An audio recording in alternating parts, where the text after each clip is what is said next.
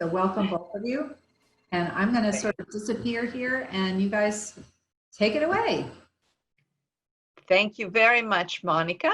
So we will be both presenting to you because we both agreed that this would be a great time in particular, given all the changes that everybody's facing worldwide in this unprecedented period, to focus on strengths, to identify your superpowers, as we want to call them.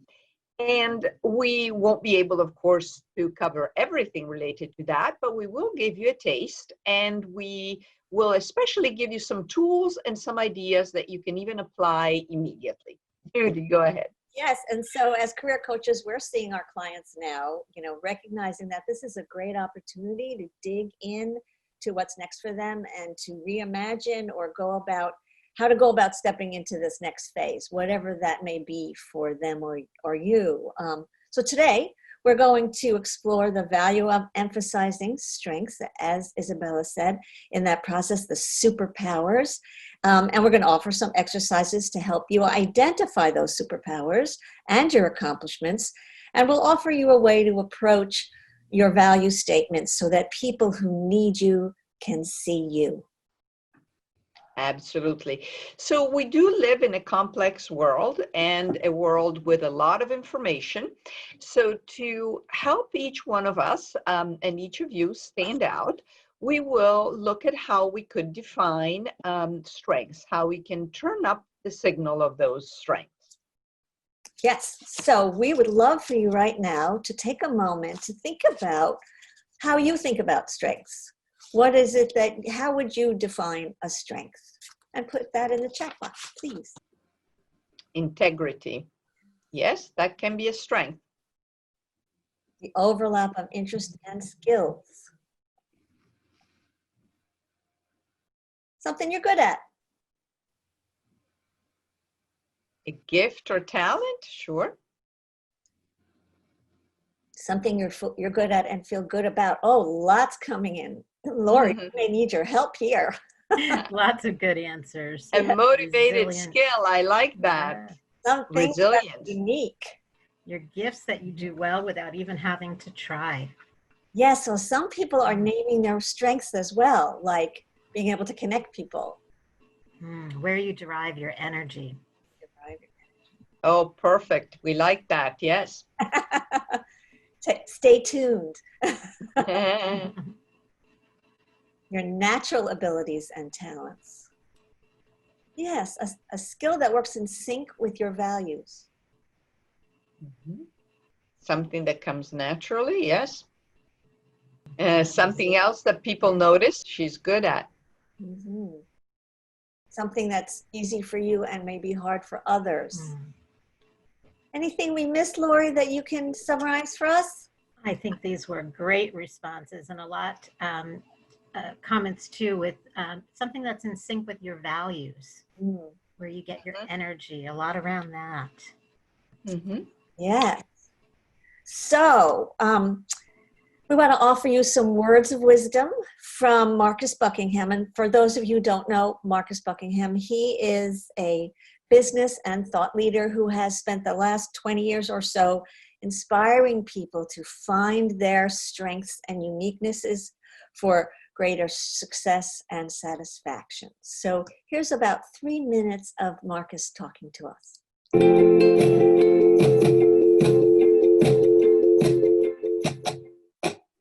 You're living in a noisy world, a world where well-intended people are pulling you this way and that with their demands and their benign but blind expectations of you. To make the best of yourself, and to do so in a way that lasts, you're going to have to quieten all that noise and then turn up the signal of your strengths.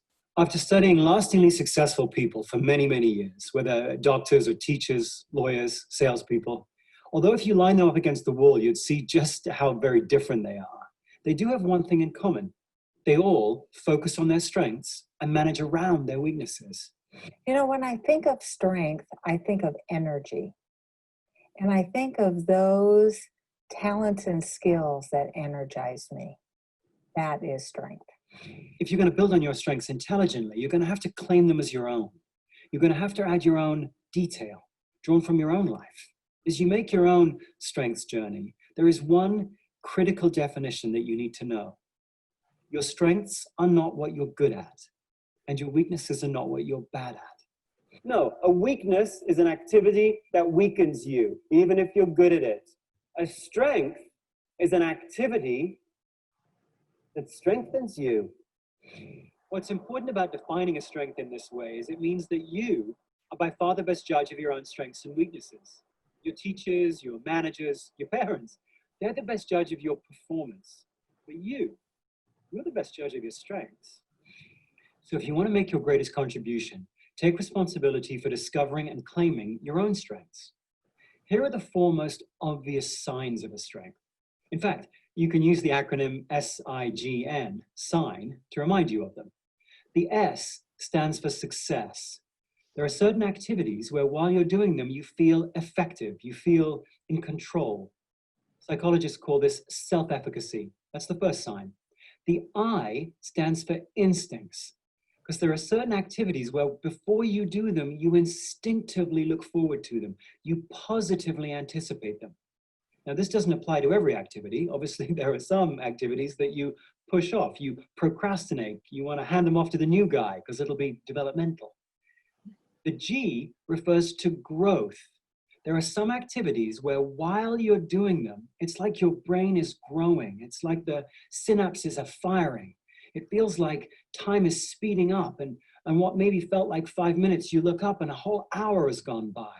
You have rapid learning. The N refers to how you feel after you've done the activity, because there are some activities that fulfill a need of yours. After you're done with it, you may be tired. You may not be quite ready to saddle up and do it again, but you're not drained. In fact, you're fulfilled.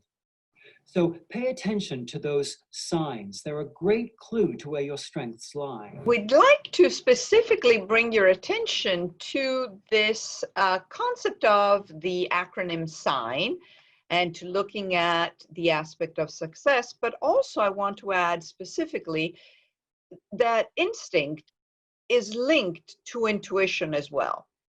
Often we can make very good decisions by relying on our intuition. And this is something that is particularly important, I think, for women to think about, because very often in a very logical and very industrialized society where cognitive skills are given priority, intuition tends to be silenced, whereas it can be a great asset to bring out your superpowers and also to let you do what you're best at doing and to achieve the best results by applying those strengths and those superpowers. So what are the signs for you? What are the superpowers that fit this description for you? And feel free to put in some thoughts in the chat box. And while you're doing that, Isabella, when he refers to the grow place, it is very much like the concept of flow. If other people may have heard of Csikszentmihalyi's concept of flow, where the sense of time is gone and there's rapid learning going on. So that may be a clue for some people as well.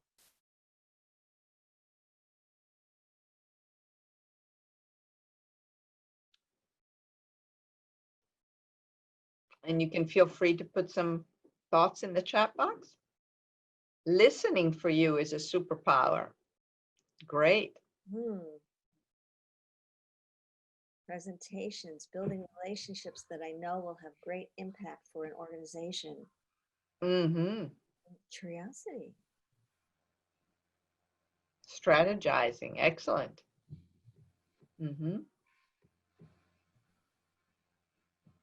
Training and coaching your passions.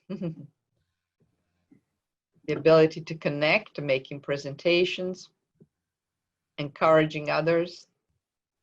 Reading a room, creative, putting pieces together. Helping, yes. Very nice.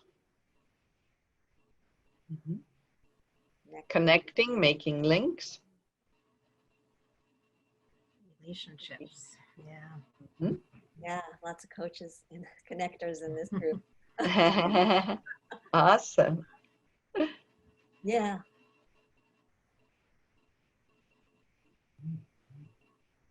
And figuring out the Yeah. ineffective stories people are telling themselves about a situation and inspiring them with new stories.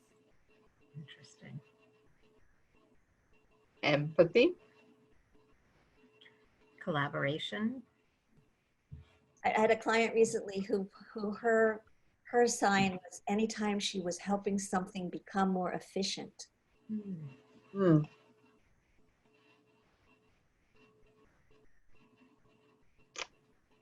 Very good. I So love Strengths Finders. It's a great tool. Yeah. great. Absolutely. It can be used to build teams. Yes. So that you have complementary skills and strengths. Mhm. Yes, and speaking about building teams, here's a great quote that from Peter Drucker, who says that the task of leadership is to create an alignment of strengths that makes our weaknesses irrelevant.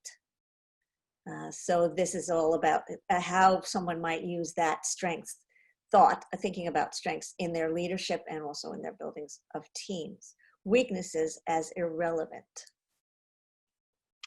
And we like this picture of the birth of the butterfly, the transformation, because often people ask, but what about my weaknesses? I have weaknesses. I should develop, I should work on my weaknesses. Well, for adults, it is much more effective to bring a strength to an excellent level. And that is much more likely to be something that one can accomplish rather than working on a weakness. But there is one difference. Where the weakness doesn't allow you to fly, doesn't allow the butterfly to fly. So it's a fatal issue that hinders you from actually applying and using your strengths. Then it's a weakness that is worth working on and that is worth developing in some way so that it cannot get in the way of your strengths. Yes, and often when we were planning this, Isabella and I were talking about how often clients come to us wanting a weakness to be fixed.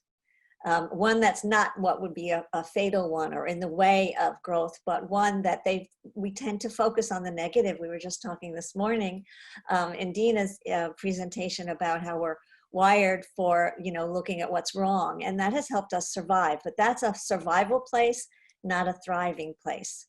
And our thriving place comes from looking at how we can leverage and marshal our strengths rather than focusing on what's wrong, unless, of course, it's in our way. Mm-hmm. So taking a moment about thinking about that for you, what would you think of is something that you often think about is a weakness that really isn't so much of a weakness? You can write that down for yourself, or you can put it in the chat box. What are you focusing on that really may not need that much attention?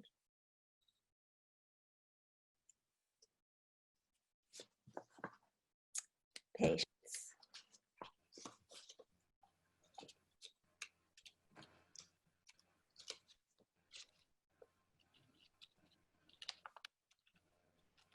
Anyone else?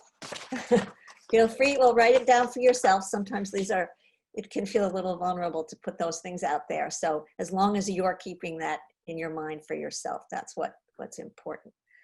So, so we've heard people kind of notice that, you've probably noticed that strengths and skills are often used interchangeably, the way that people talk about them. And I like to define a skill as that something that you know and you've practiced and can be anywhere from competent to masterful in it. But that is it. It doesn't necessarily have passion attached to it or anything else attached to it, although it could. We'll talk about that later. And some of you mentioned, I think it was Vinny who mentioned the character strengths and values in action, and VIA, which is values in action, is a wonderful way to look at strengths, character strengths that you take with you everywhere with you, that are natural to you and your character, and that can help you thrive in any situation. And you may notice that it carries through you all of your life. For example, mine is learning, and I can tell you story upon story about how that helped me in my weak places, as well as how it drove me in my life to where I am now. So a strength can also be seen as a skill, as something that comes naturally at first, and that was practiced and honed because of interest or necessity. However, it may not be your passion area. And Isabel, did you want to say something about what's next? Well, when we go to the next slide, we'll see another tool that will help along this way, because it is really not so easy to identify strengths and to identify what is something that we do well, as Marcus was saying, just because we are accustomed to doing it, we learned how to do it, we feel a duty to do it well, we have a responsibility, it's maybe part of our job or part of our life, but is not exactly our superpower. And it's not something that we like to do, it's something that we have to do, and we feel a responsibility. And maybe other people notice because they're very happy that we do it. Maybe they don't want to do it either. We're very good at it. Yeah, they take advantage of the fact that we are good at doing it. So here we have another tool for you about figuring out what is it that you know how to do. And you can create a circle for yourself. You can use a piece of paper, you can use a computer, whatever, and you can share an example in the chat if you would like, or again, just think about it for yourself, whatever you prefer, about something that you're good at doing. Now, it may or may not be a superpower. Let's see how we're going to reason about this. So if there's anything you want to share in the chat, and then we can see what the next component of this reasoning process is. And there are ways also that we can analyze this with some psychometric instruments, some questionnaires. So there are structured ways we can go about this as well. But the idea of already structuring your thoughts around a classification system, which is what this is very helpful. Making things happening, listening well, developing workflow processes, absolutely. Lead, facilitate learning experiences. Organizing dinners, oh yes. Well, for Dina, for someone else, organizing dinners might be a way into discovering their superpower, which may be around event planning, right? For someone simplifying complex concepts, absolutely, yes. And so here, the things you know how to do may be technical skills, or they may be behavioral skills again, but they both enable you to get certain things done. Yes. In this second circle, we're going to start looking at what you're passionate about. What is the purpose that you have? The purpose that you have for your life? What has meaning for you? What is something that energizes you, that you get lost in doing because you like doing it so well? And as you can see, we have placed these circles so they overlap, because there will be an overlap between what you're good at doing and what you're passionate about doing, what you like to do, and what is your purpose. Again, you can share some thoughts about this in the chat if you'd like. And you can also take notes on your own. Making order out of chaos, good. You can see that these places overlap. Learning. Uncovering hidden obstacles. Bridging cultures, wonderful. So I want to take a moment while people are thinking and writing in the chat to address a question. I think it was Cindy's question a while back, to get clarity on the surviving versus the thriving place. That when we are in survival mode, we think very literally and very narrowly about what we need to do in order to get through this moment. And when we go into thriving, we are thinking much more largely, and we're incorporating these circles and using our deeper, broader thinking about what's possible for us. Did that answer your question, Cindy? I think Cindy raised her hand. Great. Great. So continuing with this model. The third circle is what the market wants. What does the market need? Because of course, if you're doing this exercise for a professional purpose, you need to find also what it is that the market wants.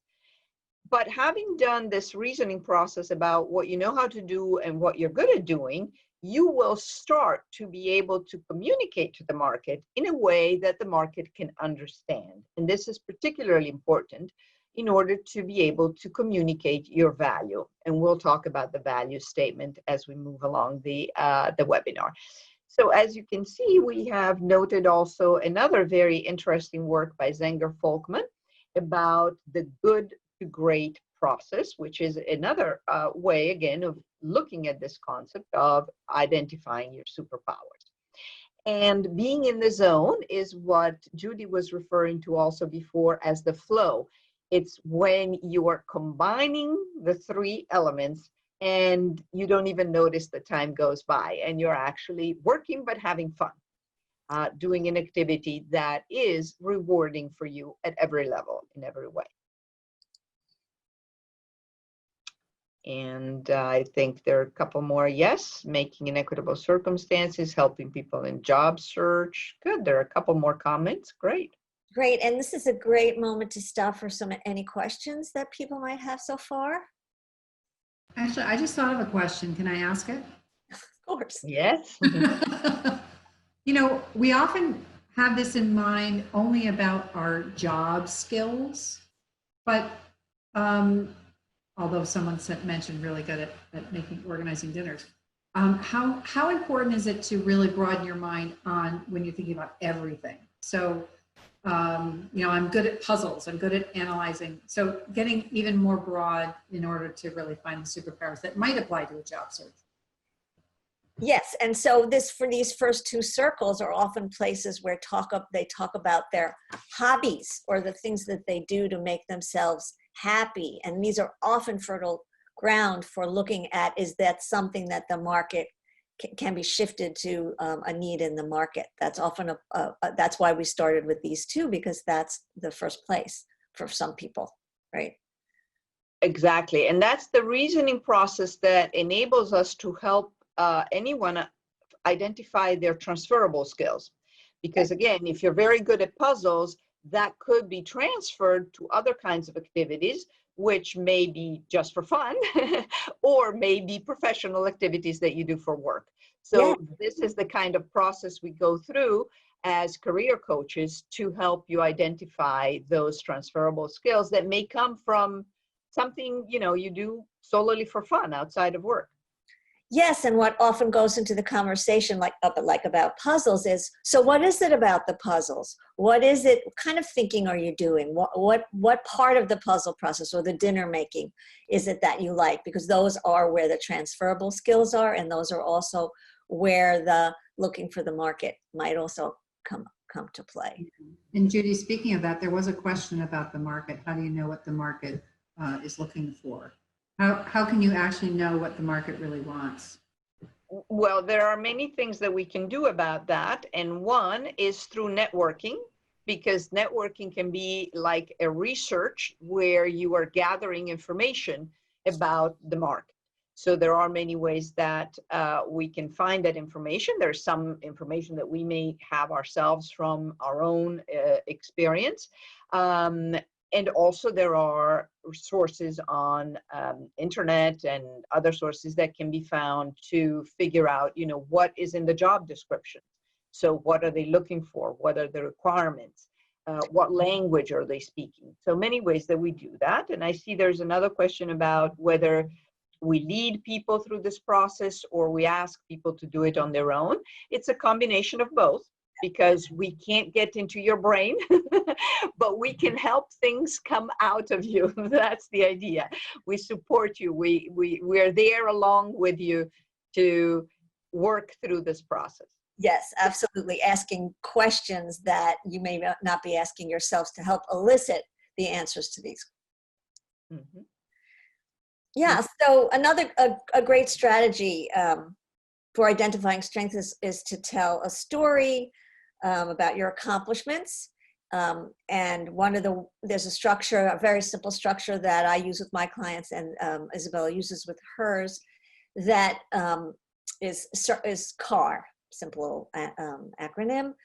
What was the circumstance? What was an action you took? And what was the result? It's often a way to see a pattern of strengths in action in the workplace, or in a volunteering situation, or in a home or a hobby situation.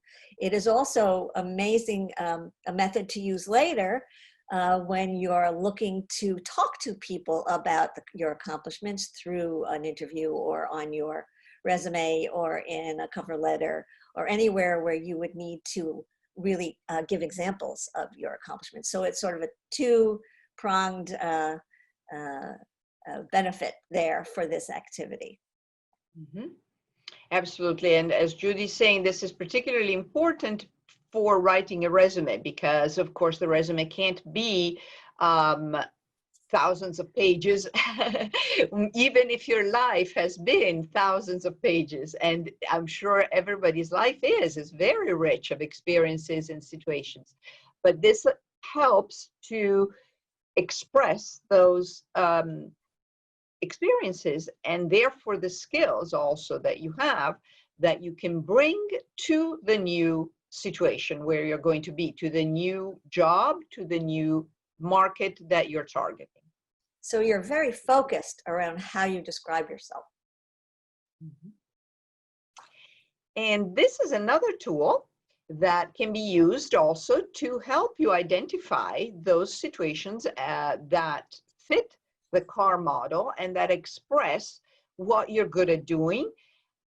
This also enables you to identify situations where you were particularly thriving and particularly energized. So what the context was, so that you can then find that context again in the new job that you're going to have. So it's a very simple graph on which you can plot specific instances, specific experiences that you've had throughout your life, approximately, I would say, from high school onwards, because there could be experiences of things that you did in high school that are also very relevant, even if they might be a long time ago, as they would be for me. So the ups and downs are where you were particularly rewarded, particularly satisfied, particularly happy, and so you got outstanding results, whether they were results for yourself or results that everybody else also noticed. And then times when you were not satisfied, or when you were not able to bring the results that were expected, or something happened that got in the way. So by plotting it on a graph, it helps you remember what the skills were that you used to accomplish those results, and what were the circumstances, so the context you were in. And then you want to try and replicate the outstanding results. So we're not looking to eliminate what didn't work, but we're looking to replicate what worked. So because you know who you are, and you know through your strengths and through your superpowers, you have a deeper and stronger ability to convince your audience, and to bring them to bear, so that you can perform in the zone when you are in your new circumstances, or when you are in an interview setting to get you into those circumstances. Taking ownership of this process, I see someone writing about that in the chat box, is the tools that we've offered here today are ways for our clients to put some structure to the process that we're in.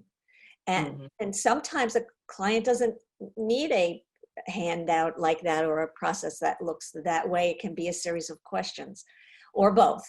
But it is all about owning their responses, and owning the digging deep into their experiences, and looking for what the through line is. They make the connection between those things. We leave it to them to say, what patterns do you see here? What is it that you've discovered about yourself? So yes, Ruth, absolutely.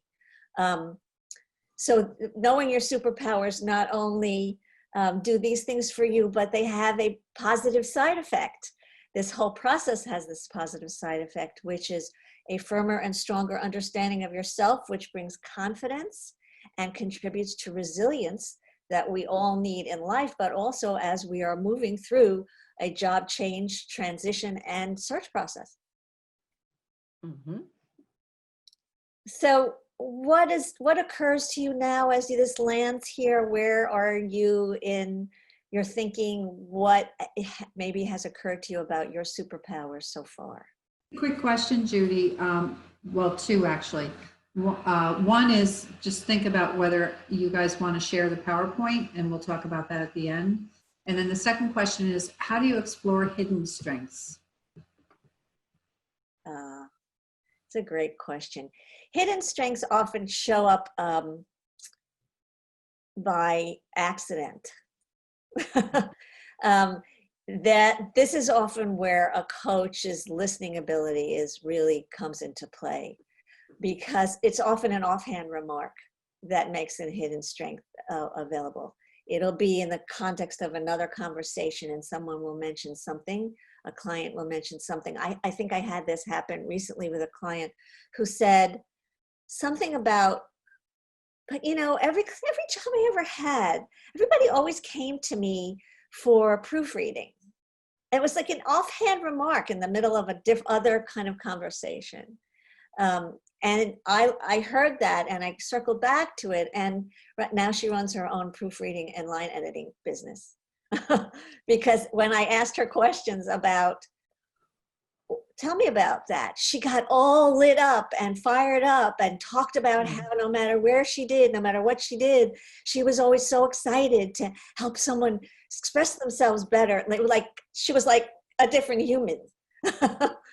And noticing that, for you know, reflecting back to her sent her in a direction. So I'm sure you have stories like that too, Isabella, right? Yes, I was just thinking, and it connects to the next slide about resources, that there are also some tools that can be used, and they can be questionnaires and psychometric instruments that can help uncover hidden strengths. This happened to me pretty early on in my career. So I had just, you know, a few years of experience out of college, and the psychometric instrument said that I was very good with plants, and you know, I could work as a gardener. And I was like, this is ridiculous. I mean, this is meaningless. I'm not going to be, you know, plowing the earth somewhere.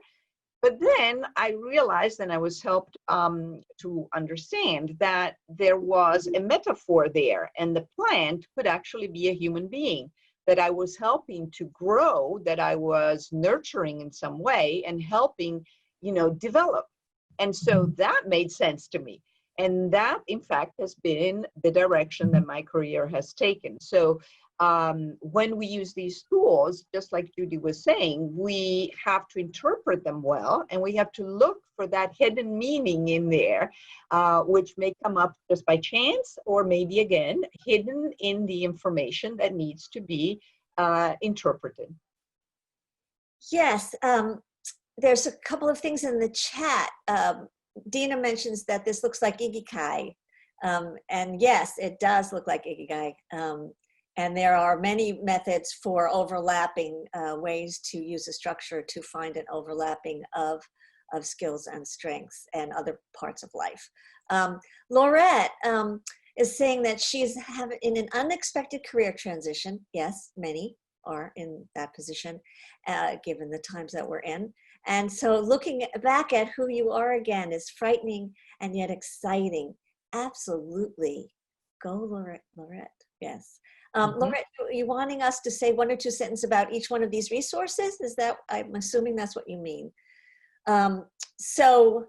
Yes, we can do that. Isabella, do you want to do the first few?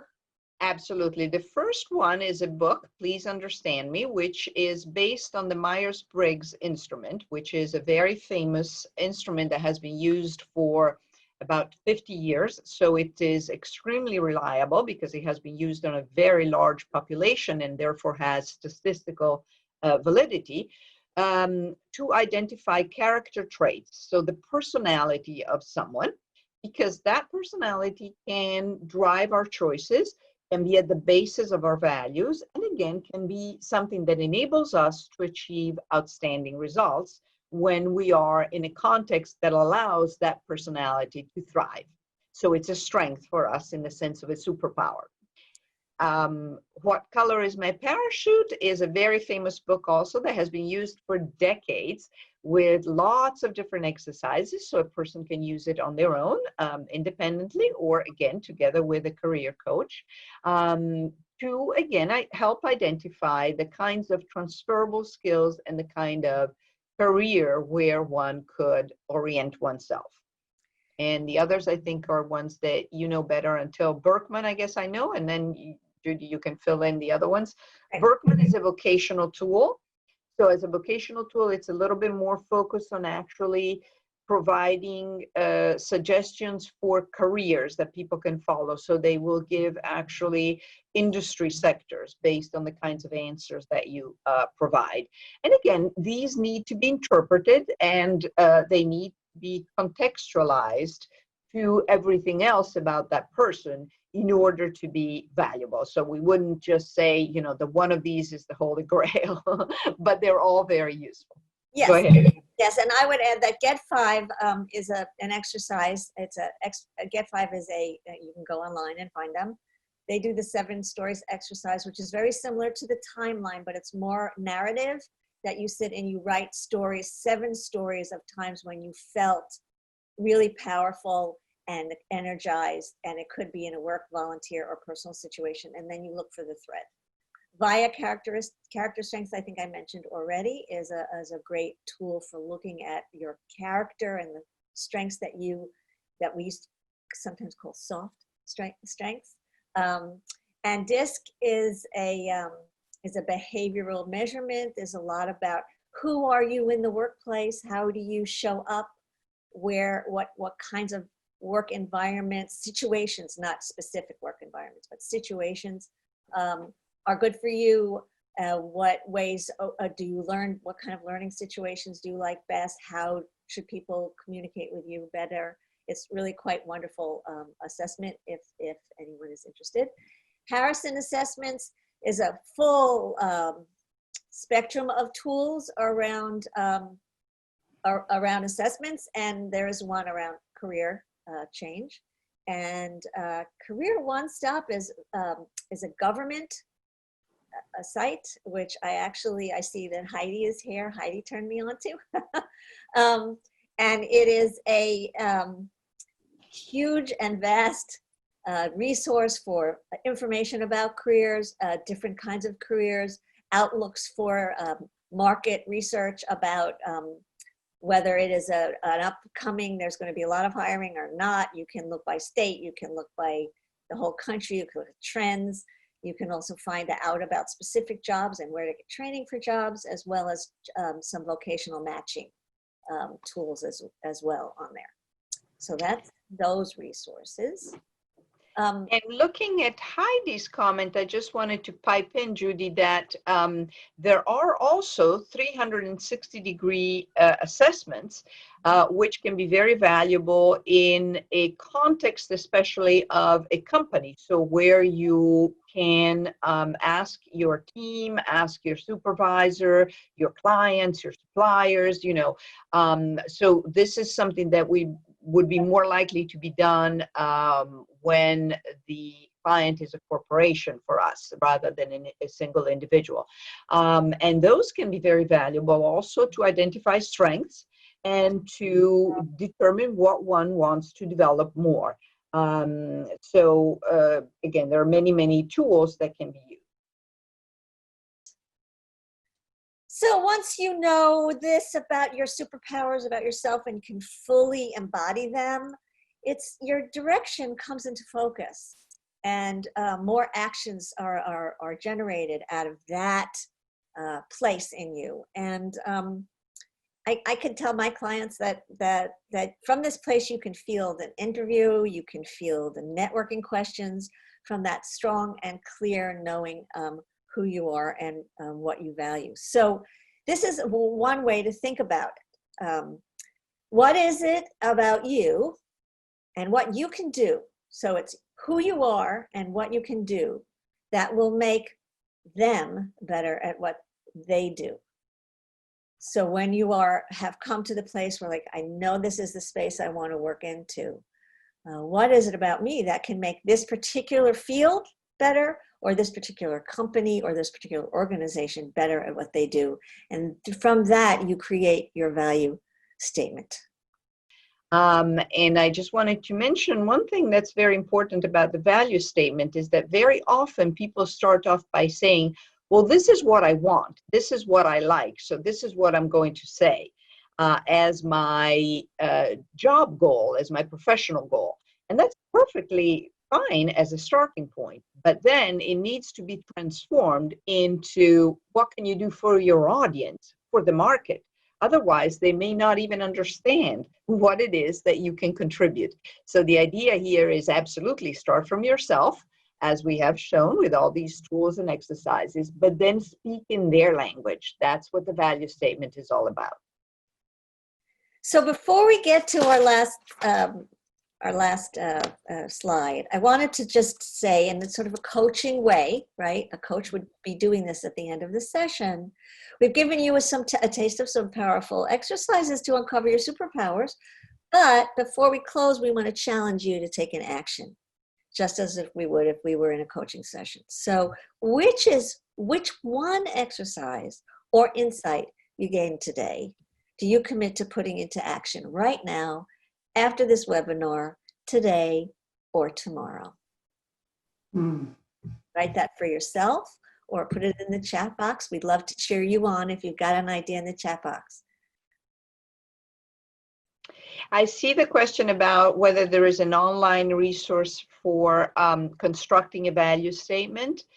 I don't know one. Do you know one, Judy? No, I don't. It's a concept that, you know, it's a very well-known concept for us career coaches. I mean, it's something that we always work on with our clients. But I don't know that there is a specific, structure for it. And now you're going to get me go hunting. I'm going to go hunting. So Tasha says she's writing her value statement. Yes. Good. Laurette's going to chart her history. Yes, yes. Dina's going to use these ideas with clients to explore superpowers, to get them to own them for themselves. Good. Thank you, Dina, for being here.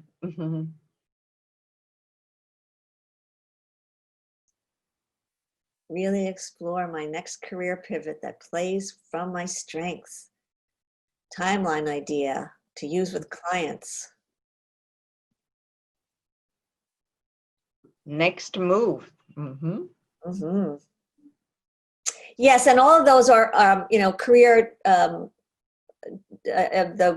one that I mentioned before that I just careerinfo.net is related to those. You can get to all those other ones from there. Value statement, Naomi. Find my superpowers and my value. Write my value statement. Yes, Cindy. Yeah.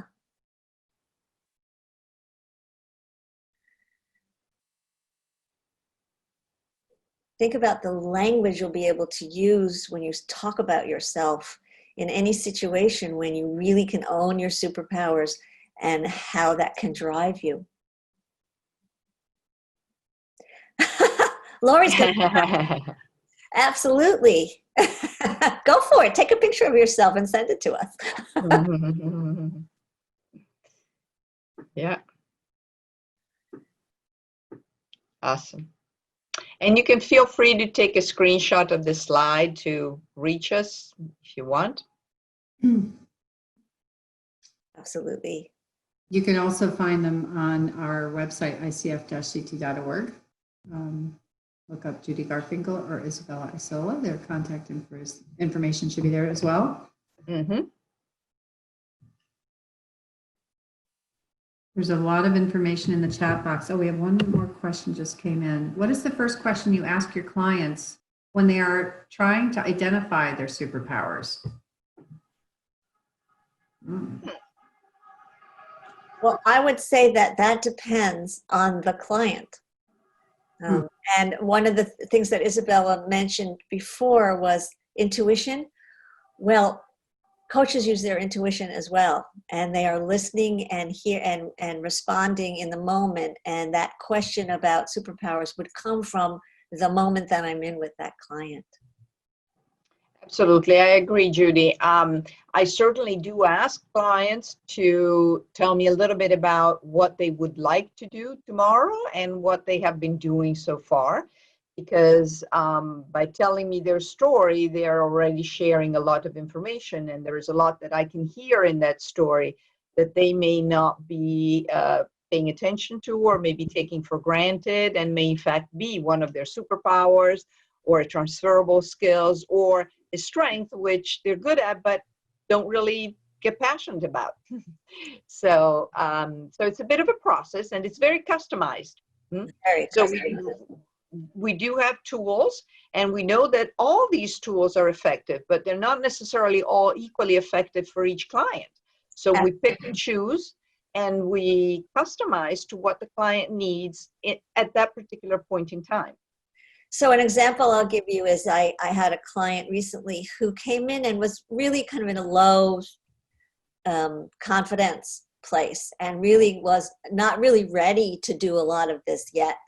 So I started very in a way that felt right to me in the moment, using a tool that's called Whom Do You Admire?